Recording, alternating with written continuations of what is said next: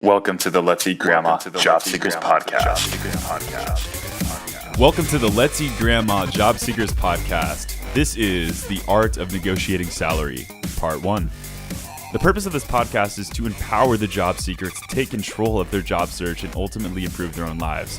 According to a Cornell study, 8 out of 10 companies are willing to negotiate their job offer, but only 3 out of 10 job candidates will even try to negotiate their own salaries. So we want you to be empowered so that when you do get that job offer, there's a good chance that you do get a better salary and you know how to do it tactfully without turning off a prospective employer. I have an extremely credible source of information here, Professor Tony Simons, who actually teaches negotiation among organizational behavior and leadership at the Cornell University Hotel School. As many of you know, trust is a major part of any negotiation, and a major part of his research examines trust. His research, I should say, has focused on how well people are seen and perceived by keeping their own word. And so in a negotiation, I find that to be incredibly important, and that element is introduced in this podcast. He is also the author of his own book, The Integrity Dividend, Leading by the Power of Your Word. I am proud to have taken this course when I was a student at Cornell University, and it's one that has extremely impacted my own life beyond the course itself. It's one that has inspired me to look beyond the surface level of an initial offer, and one that has also inspired me to constantly look for a win-win scenario rather than just looking to take something for myself. So guys, this is exactly why I'm so excited to share this man's knowledge with you on the digital scale. You're going to learn some pretty amazing things during this podcast. You're going to learn why it's important to negotiate for your salary. You're going to learn when the most appropriate time is to do it. And you're also going to learn the logistics of how to negotiate for your salary. You're also going to listen to me negotiate a fake salary offer with him for a position. So we just made up a scenario. We said software developer in the middle of nowhere. And I think I blew it. So you get to watch me embarrass myself in front of my past professor, and we'll hear his critiques and feedback afterwards. This man also literally walks on fire and teaches other people to do so within his Firewalk certification. The practice of firewalking is a spiritual practice that involves strengthening the mind-body connection.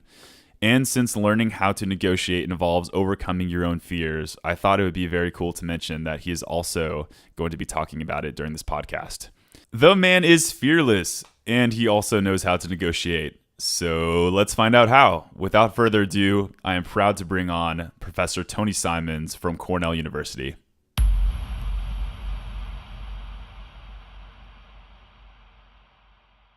All right, everyone, welcome to the LEG Job Seekers Podcast, discussing the art of negotiations. I am extremely to have this discussion right here because there is a lot of opportunity to get people involved in negotiations. Professor Tony Simons, it's great to have you on the show. How are you doing? I'm doing great. How are you doing? I am excellent. So I just wanted to kick it right off before we get into the nitty-gritty here. How did you get into the art of negotiations? How did I get into the art of negotiations? When I was training up at Northwestern University, that was one of their big exports. They were one of the places where people really started teaching negotiations, them along with Harvard. So we all just sort of learned how to teach negotiations as part of the PhD training. That's great. And you currently teach negotiations at Cornell University. How do I know? Because I actually took the course. So how did you kind of get into that? And if you can just talk to us about what specifically you teach during this course. How did I get into teaching? Well, I just told you how I got into teaching negotiations. What do I teach? What I teach is that negotiations is a game that is cooperative as well as competitive. We tend to think of negotiations as primarily being about haggling, and we approach it frequently with an idea that I want to get as much as I can, which means I want you to do poorly. And that's not really a sustainable approach, because you develop reputations, and people who don't do well in their negotiations with you don't want to keep doing business with you. So the trick is really figuring out how to not just claim a good share of value, but also create value through the conversation, which expands the pie and makes it possible for you to get a good deal, but have someone across the table who also got a good deal and who would love to keep doing business with you. Exactly. And I like the principle of it being win-win situation for everyone, because a lot of people think that they're just trying to extract something from the other party. And so I think the more people think in terms of win-win and expanding the pie, the higher the chances are of having more success during the negotiation. So I think that's a good mentality to have. Yeah, and if you've ever had a negotiation with someone who's all about getting a bigger slice of the pie than you got, it's not fun. It's not given the choice of working for someone who genuinely is concerned about how well you do, I'd rather work with someone who cares how I do. And I'm not saying you need to neglect yourself. You need to watch out for your own self-interest too, but it's all about balancing the two. Exactly. And I remember when you were teaching negotiations, at least my year, you had somebody come in you had all of us actually come in every single week and discuss something that we negotiated. Is that something you still do? Oh, absolutely. Who negotiated this week is the way we start the Tuesday debriefs. Right. Because it's all about taking these ideas outside of the classroom and out into the real world. We're trying to change the way that you approach everyday negotiations, everyday life. So if it just lives in the classroom, that's not doing the job. It's all about making the translation. Exactly. And I remember it, like when you had us negotiate something for every class, it really pushed me outside my comfort zone. And I'll tell you, it's something that I was not used to doing. So I can't even remember the things I negotiated. Some of them were random. Some of them actually were very meaningful. But I remember it really did give me kind of the practice and the courage I needed to negotiate for my first salary when I was graduating college. So I do really owe a lot of that to you and for you kind of empowering us during that class. I remember at the time I had 3 job offers, and I really wanted to kind of make sure that I was being valued as much as possible. And I'm so glad you still have everyone do that, just because I remember when I came in with a negotiation, really what it did was it gave me a lot more. It really pushed me outside my comfort zone for one. And so I was able to negotiate more things in my daily life. And it even set me up for success for when I was negotiating my first salary right out of college. So for that, I owe you a big thank you. And I really do appreciate that. Very welcome. 5% would make me thrilled. And just a random question. What's the craziest thing that somebody's negotiated in that class? Anything come to mind? Well, when I was teaching negotiations at Northwestern, I was teaching in the downtown executive education, continuing education program where practicing executives would be taking classes toward their MBA.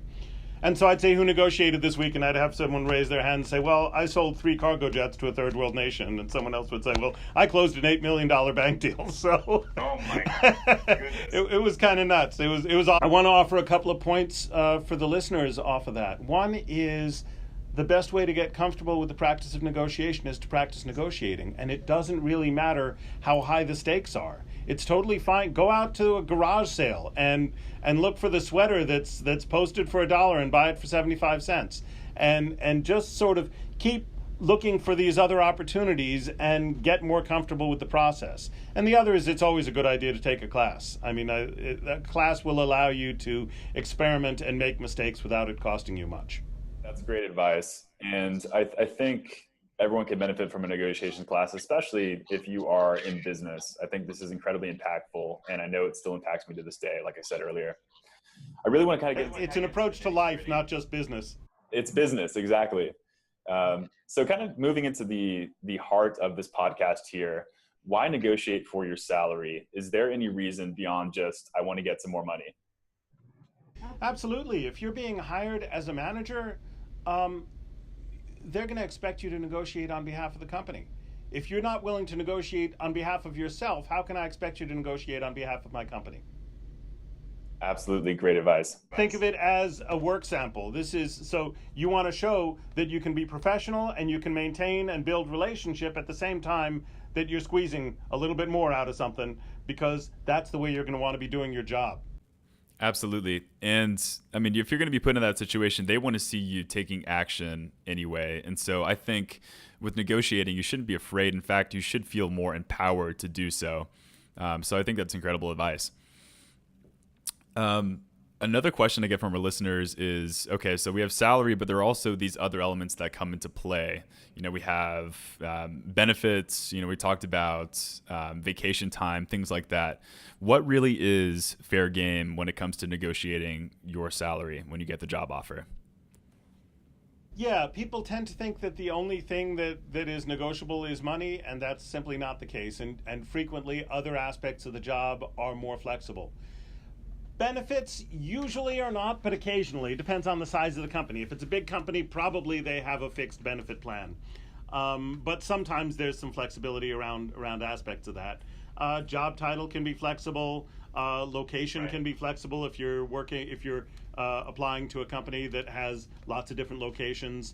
The job path, setting up an early performance appraisal is frequently easy to negotiate.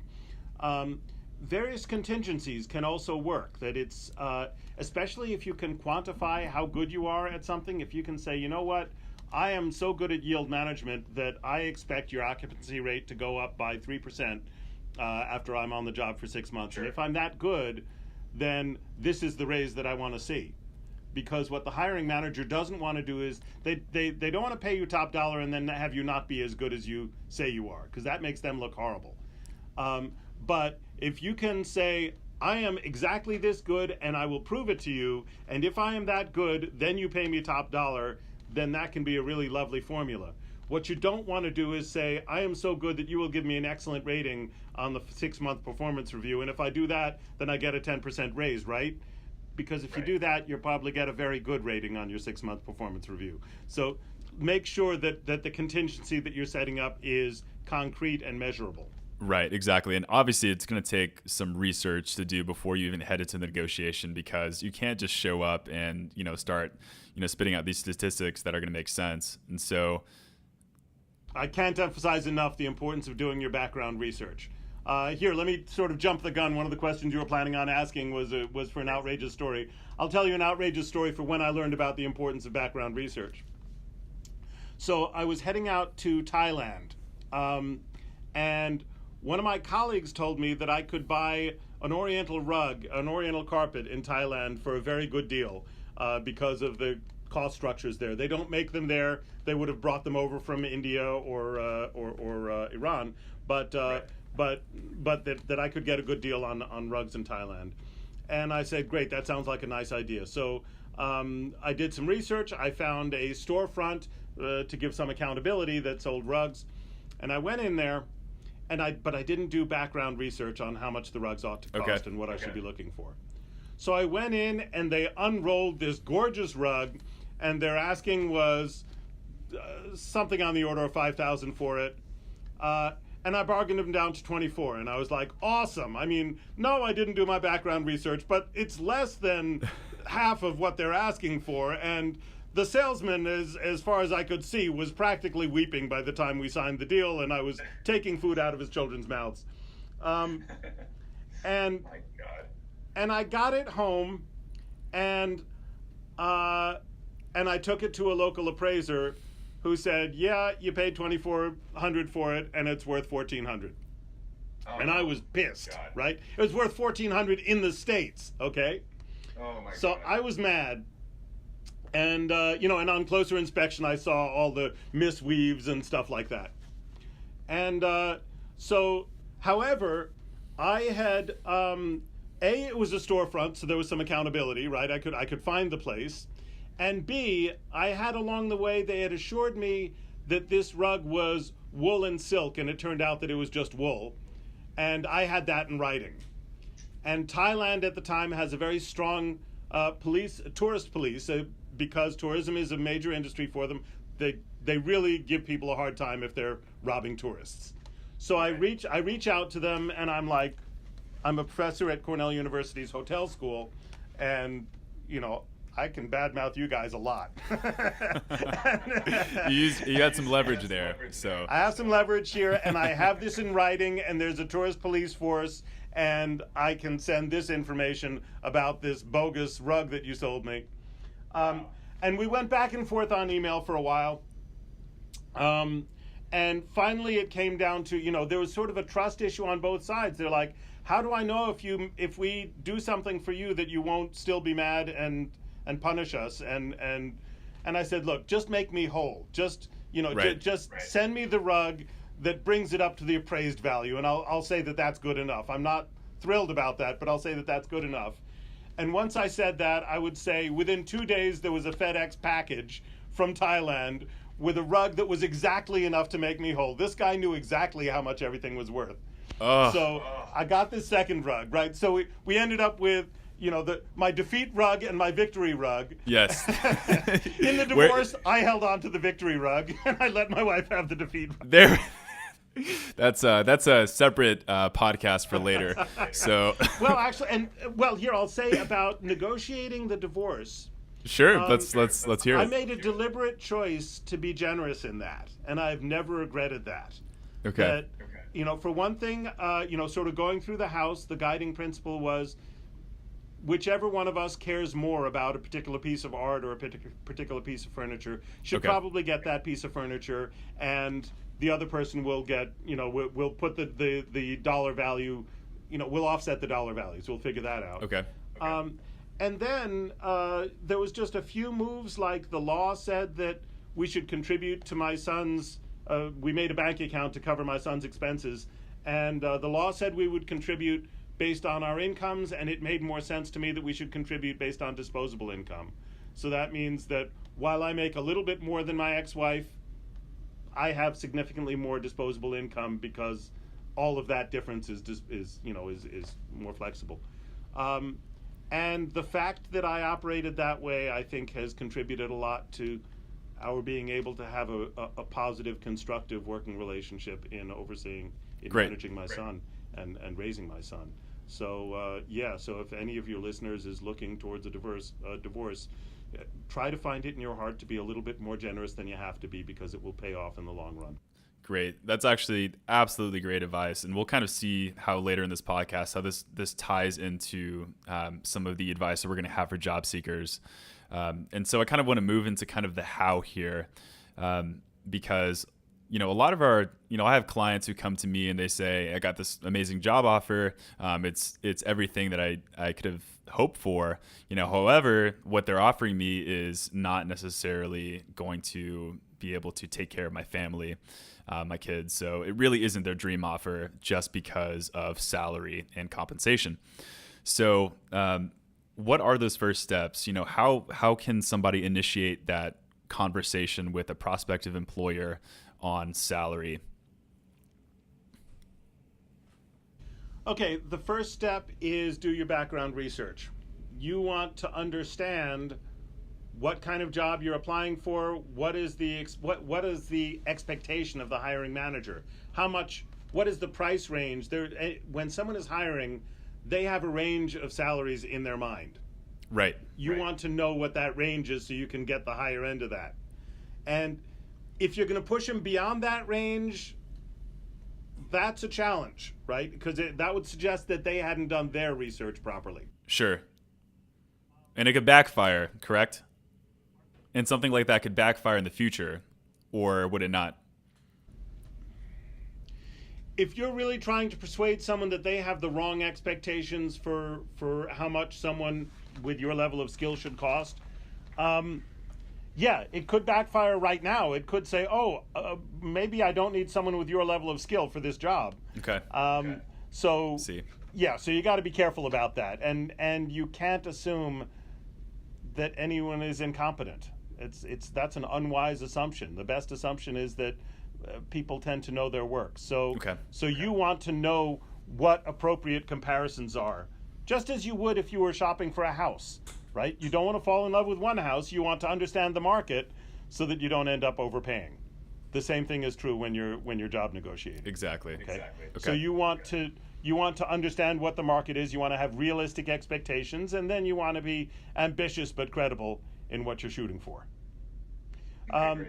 So if you're asking what's the first move is before you even start this conversation, you want to have done that background research. Reference librarians are amazing, and there's there's lots of information online. I'm sure Chris can offer you some suggestions about where to look online for the appropriate comparison numbers. You need to know all that stuff in advance. You need to know what your special knacks are. Why are they hiring you rather than someone else? What are they looking for about you? And the more unique those attributes are, the more power you'll have in the negotiation. So if you are negotiating with a company that's hiring you and what they want is someone who was educated in Canada but has experience in America and also speaks Indonesian, then you've got a pretty unique skill set, right? Oh, absolutely. You're looking for what makes you unique, and the more unique you are, the more leverage you're going to have in this negotiation, because that means that there isn't someone right behind you that they can hire in your stead. If they're hiring you because you're a graduate of a decent MBA program and there's 24 other people who would happily snap up the job if you said no, you don't have that much leverage. Absolutely. Right? So you want to have done the planning beforehand. You want to have done the research beforehand. You want to know what they're looking for in you and what are your special attributes. And if you can find it out, you also want to know how this hire fits into their strategic plan. That is, why are they hiring you? Have they been trying to hire for this position for a long time, or is this their first time advertising and you responded right away, which of course is going to tell you that they're not very desperate. Right. If they've been looking for a while, then they're more desperate and you have more flexibility. So all of that has to happen before you even start the conversation. Then once you start the conversation, it's critical to convey interest in the company and to convey, even though you're negotiating, you want to keep that goodwill there. Right. And I kind of want to cut in. I don't mean to interrupt here. This is absolutely great.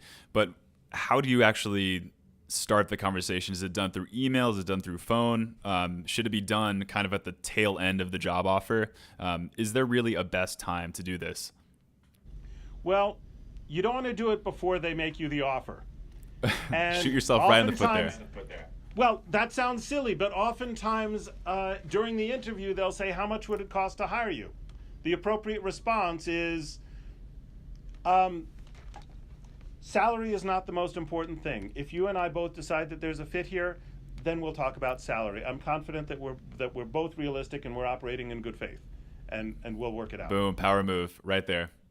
Or you can say, are you making me the offer? And they'll say no, and then you'll say, great, we'll talk about it if and when you make me the offer. Right? Okay. I mean, so, but you don't want to answer that because before they've made you the offer, they have all the power. So don't put out a number there. And you know what else? Don't even put out a range. Because when you offer a range, offering a range is a classic rookie mistake in negotiations. When you offer a range, the person on the receiving side will hear the end of the range that they want to hear. So if you're negotiating to buy a car, right, and a used car, and someone says, how much would you like to pay for this used car? And you say, oh, somewhere between $12,000 and $15,000. There is now zero chance that you will buy this car for $12,000, right? That you have just made an offer of $15,000. So don't offer a range and don't get into the conversation before they've made you the offer. Once they make you the offer, I think probably the best introduction to negotiation at that point is a long pause. A long what? Say that again? A long pause. So when Silence. Cornell was hiring me, I was coming from the top business school in the country, and their most recent hire was not from the top business school in the country. And they had paid that person significantly less than I was expecting and than my classmates were making, because I had 5 classmates. I knew exactly how much each of them was making. Okay. So he makes me the offer. The dean makes me the offer. And I'm like, and he calls. He's like, well, we're interested. I'm like, awesome. This is wonderful. I like you guys too, right? And he makes me the offer, and I let it sit there for a few seconds. How long of a pause are we talking here? 1, 2, 3? Because I can only take so much silence. Do I practice this? That's just a couple of breaths. Okay. And then I thank him. Okay. And I allow the disappointment to show in my voice. He's like, that was not a great offer, was it?